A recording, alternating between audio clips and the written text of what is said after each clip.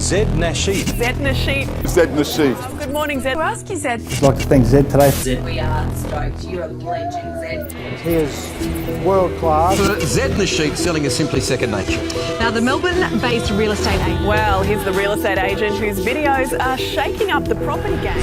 Produced, directed by and starring your local real estate agent. Zed Nasheet is not your average real estate agent. Are you an actor or a real estate agent? How do you do it? How could you sell a house in 15 minutes? Your record is actually selling the house in 15 minutes. How do you become the fastest selling real estate agent? For such a young guy, he's already built up, obviously, fantastic business. Zed. Zed. Good morning, Zed. Ask you, Zed. Zed Nasheet. Zed, let's clear this up. Zed Nasheet.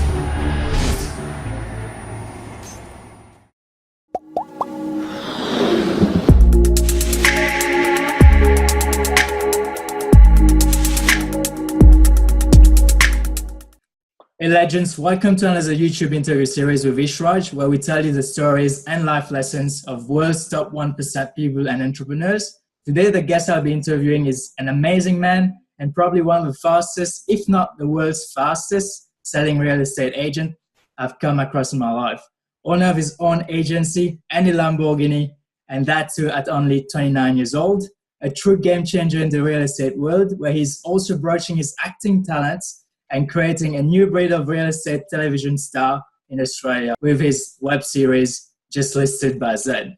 I can go on and on about his numerous achievements and awards, but I think it's best for the man himself to tell his amazing stories and achievements. So without further ado, join me in welcoming this incredible man, and above all, a guy with a heart who makes everything he touches sold. Mr. Zed Nasheet, welcome. An awesome introduction, man. I love it. I love it. Better acting skills. You got my age wrong. I just turned 28. All right, so Zed. I love it. I love it. Thanks a lot for having me on the show, mate. No problem, man. Zed, tell us your story, your failures, your successes, your ventures, and all those lessons you've learned along the way, starting from the very beginning. Take us on this journey of your life, and let's create a conversation as we proceed. Enlighten us, Zed. Awesome.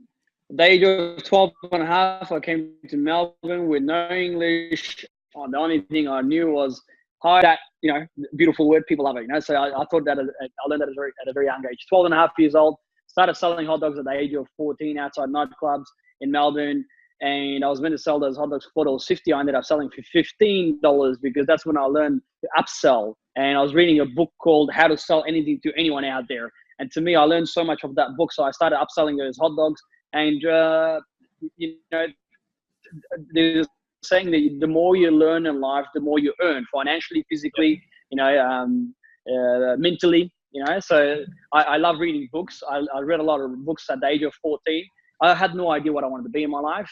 In high school, I was one of those, should I say, average high school students where I had no idea where I wanted to head towards in my life.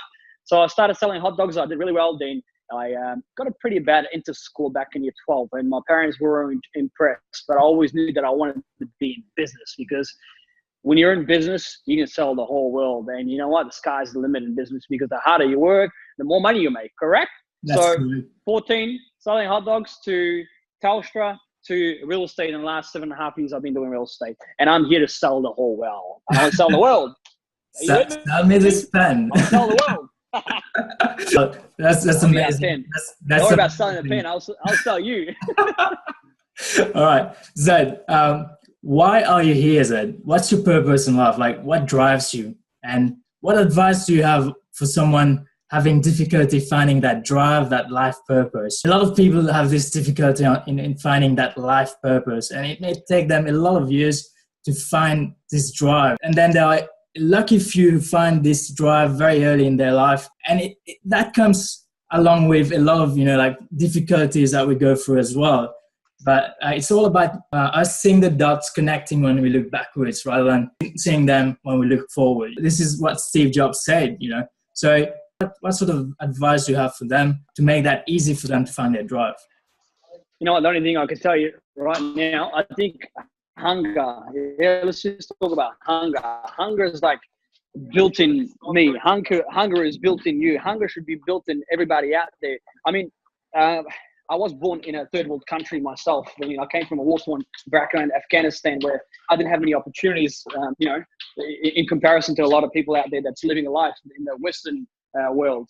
But I was really hungry. I think I was born with hunger, and I've seen the bad part about the world outside. And I want to, because Australia is the land of opportunity. So I just want to utilize every single, I guess, angles, or utilize my, I guess, the advantage that I had, that I could reach the sky if I wanted to. And Melbourne is the land of opportunities. Australia is the land of opportunities, and that's what I want to do. So I saw the opportunity, and one thing that I learned in life was the harder you work, the easier your life gets, or the harder you work, the luckier you get. There was no such thing as luck. I struggled for a good 3.5 years. One of my saying is fuck luck, That's something I agree to. Like, I don't believe in luck. It's more about working hard and creating that opportunity rather than looking for it. Like, I've seen you hustle, man. Like, I've seen you do a lot of stuff. So most of my YouTube audience age right now is about 20 to 30 years old. And so how do you go from being a young man who arrived to Australia as a refugee, as you said, at 13 years old, to now owning your own real estate agency, a Lamborghini, and being friends with celebrities like the Altman brothers, and the best part, having an interview now with Ishraj. So just ignore that last bit that I just said. But seriously, man, what does it take I love it. At 20, 21 years old to do what you have already accomplished in less than 7 years of your career? I think purpose is very important. I mean, you got to ask yourself on a daily basis, what is the purpose of your life? What is the purpose of you going to work? Is it Monday to Friday? Are you passionate about the work that you're in? Or you just want to go into work because you just want to get paid at the end of the week? So people need to find out their purpose in life. What is the purpose? To me, the purpose of life is to try and help each other out, yeah? Every single human being. And the people that I was surrounded by, believe it or not, if I didn't have a mentor, if I didn't have the right people, if I wasn't surrounded by the right people around me, there's no way I would have been to where I am right now. I think family plays a big role. My family, supported me from day one to where I am right now. They're good people, and I had good friends, and I didn't go out partying, drinking 24/7. Like Generation Y right now, when you look at it, they just want to go out and party, and then next day they can't even breathe properly, or they can't wait till it's Monday.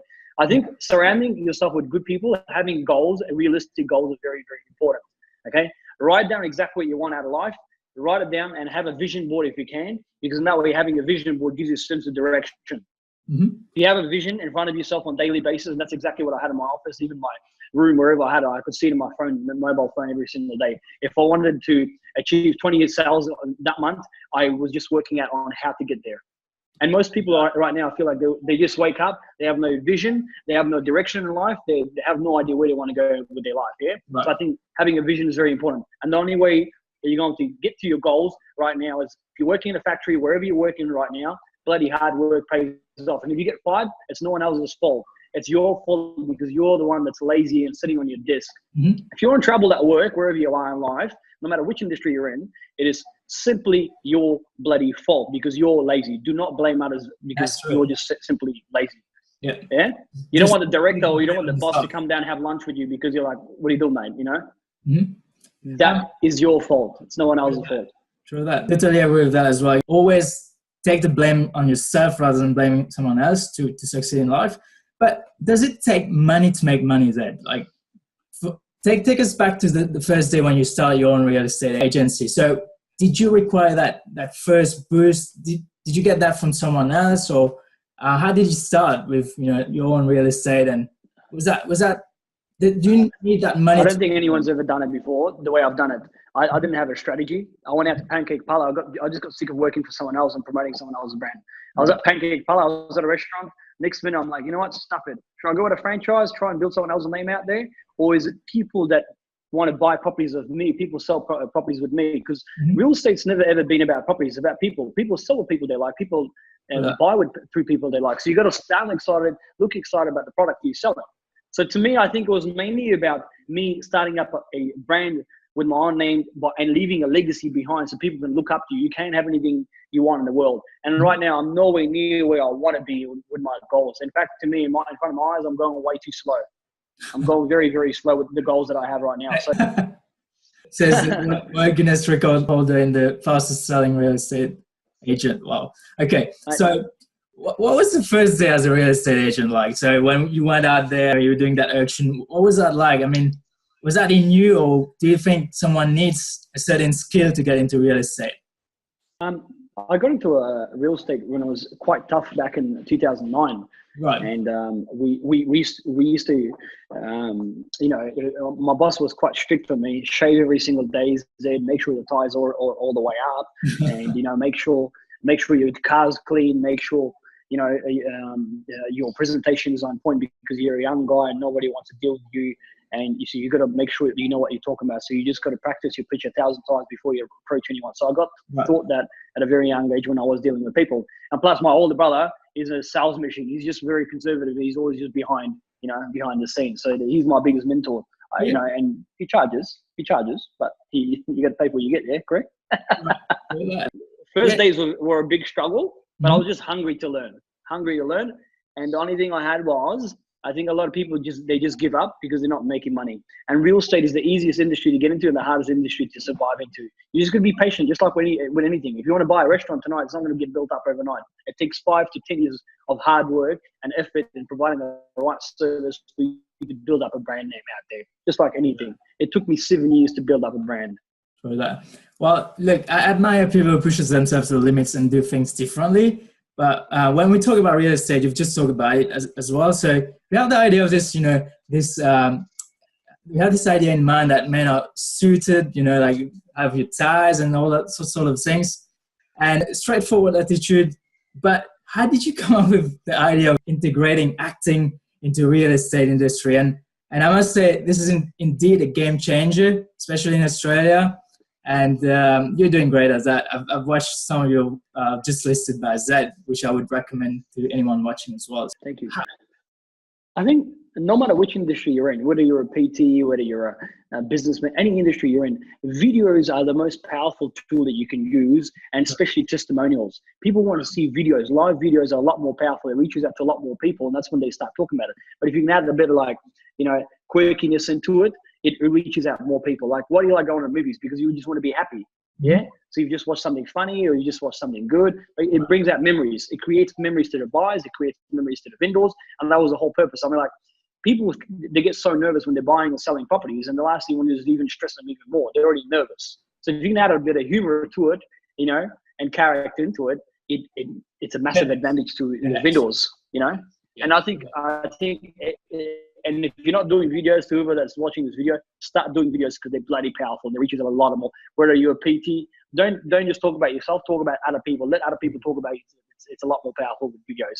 And if you've got a personal website, jump on.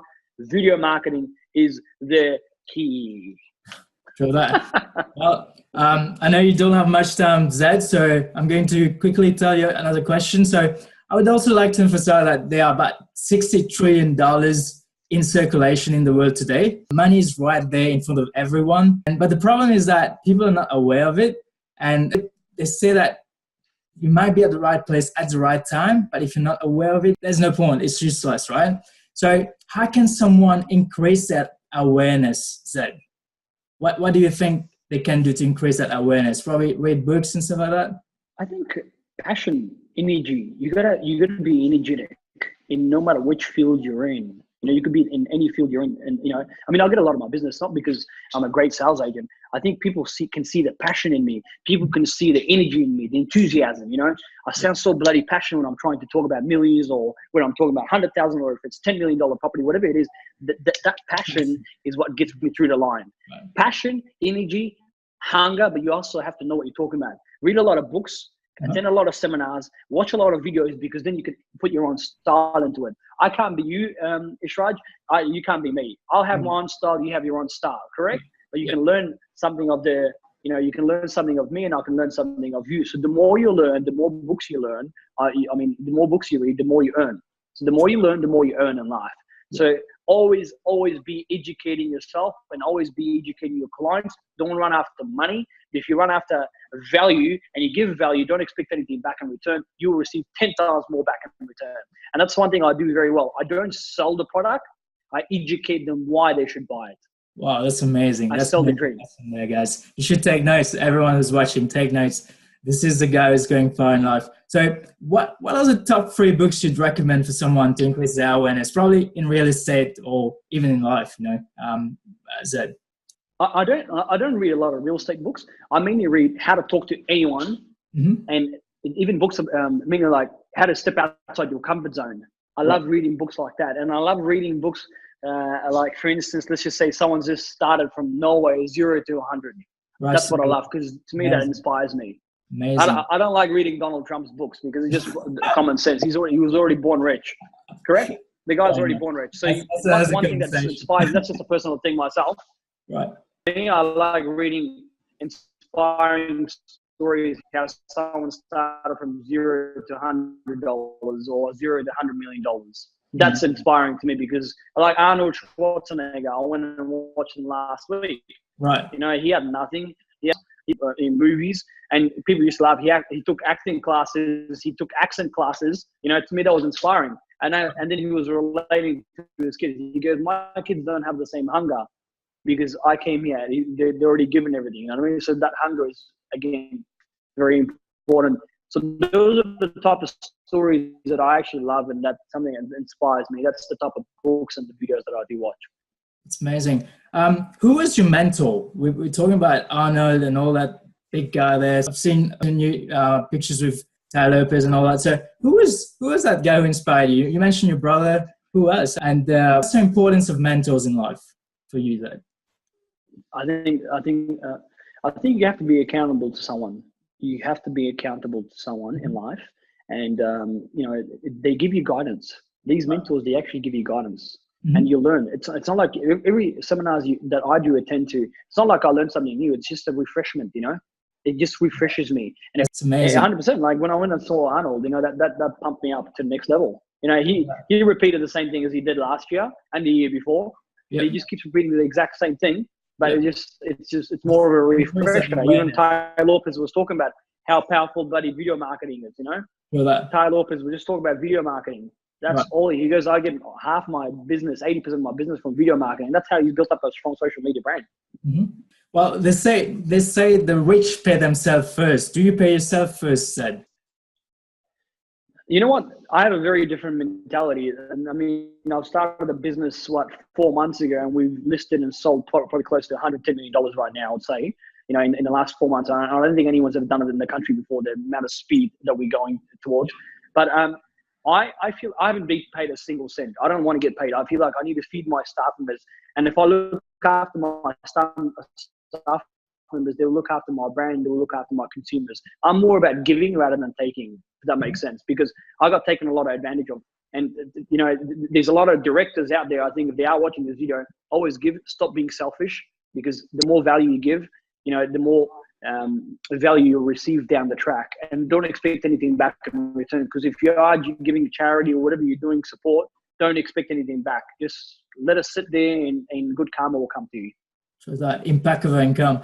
I've seen you're friends with a lot of influential people out there. So the larger your network, the bigger your net worth. I've seen you say that a lot of times. So if someone is starting anew in their career and they want to reach out to millionaires or celebrities, what piece of advice do you have for that person? How can you reach out to those person who wants to, to become and stuff like that? And what's the best approach? Okay. Business is a numbers game. The more people you talk to, the more opportunity you create for yourself. Right. Okay. You just never know who you're going to run into one day. You just never know. Those celebrities, who they are, they're still human beings. Yeah. They just have bigger pockets. That's all it is. Otherwise, to sell a $3 million house in comparison to selling a $300,000 house, it's still the biggest asset of someone's life. So the more people you talk to, the more opportunities you create for yourself. Organize yourself on a weekly basis. Plan your day in advance. Plan your week in advance. Plan your year in advance, because it gives you a sense of direction. I think structure, discipline is the most important thing in business. And if you do want to meet those celebrities, what do you want to do? Reach out to their managers. Bloody hell. What's the big deal? Boom, boom, boom. Write it up. Yeah. Mr. Manager, I want to meet up with this guy. That's all you have to do. Amazing. That's it. What's the difference that you've got that those people don't have? True that. Well, I think I have this saying that I've made up where I say I have the top 1% who use, like social media as a tool, whereas the other 99% uses social media as a fool. They are what I call the passengers of the boat and the captain of the boat, if you think about it. So like for me, reaching out to you was like just over Instagram, isn't it? So like who would have thought today we're talking live? So the same thing applies, and you just have to go out and ask for it. Many people are social by nature. And put yourself out there. Yeah. Well, thank you for your time, Zed. I know, you're a very busy man out there. Well, Thank where you. can people find you, my man? Where can people find you? You can jump onto my Facebook page, Zed Real Estate, give it a like. Yeah. You can jump onto my LinkedIn page, Zed Real Estate. You can jump onto my Instagram page, my Twitter page, Zed Real Estate. You'll be able to reach out to me straight away. Sometimes I may be there, sometimes my PR would be there, but the message will definitely come to me. And make sure to link all of that in the description, guys. So go check him out. He's doing amazing in real estate and probably the next Hollywood actor out there. But anyway, that last question before you leave. Thanks, man. Who would you like me to interview next? This is a question that I'm going to carry forward in my interview series. So who would you like me to interview next? And I'll make it a challenge for me to go and get that person. The question is, who would you like to interview yourself? Ask yourself that. We all have different, ambitions and drive, and different people. Like, I don't follow any footy or soccer or anything at all. I deal with so many footy players that come into my office, and I don't even know who they are, to be honest, because I don't follow that sport. Yeah. So the question is, who would you like to, interview yourself? What puts a smile on your face? It's your life. You're entitled to interview whoever you want. Man. And persistence is the key to whoever you want to interview. Okay. I love Go for it, mate. Sky's the limit. Thanks. Pleasure talking to you. Thank you so much for having me on the show. Appreciate it, my man. Thank you so much. Thanks. Bye-bye. There you have it, guys. This was Zed Nasheet himself in person, a man with incredible knowledge and wisdom, but above all, he's a massive action taker and a doer. Let's just put it that way. He walks the talk. He's not going to talk the talk with you. He's just a guy who walks the talk. Plain, period. So this is the type of person who I look for in my interviewee. Those who push themselves to the limits and do things differently. The top 1% people and entrepreneurs. Make sure you go and subscribe to Zed's account. The link will be in the description below. And if you've loved this interview, hit that like button, share it with your friends and families, and subscribe for such weekly incredible interviews with world's top 1% people and entrepreneurs. For now, this is your friend Ishraj signing off for today, and I'll catch you tomorrow for yet another amazing video with Ishraj. Keep rocking, guys. I love you all.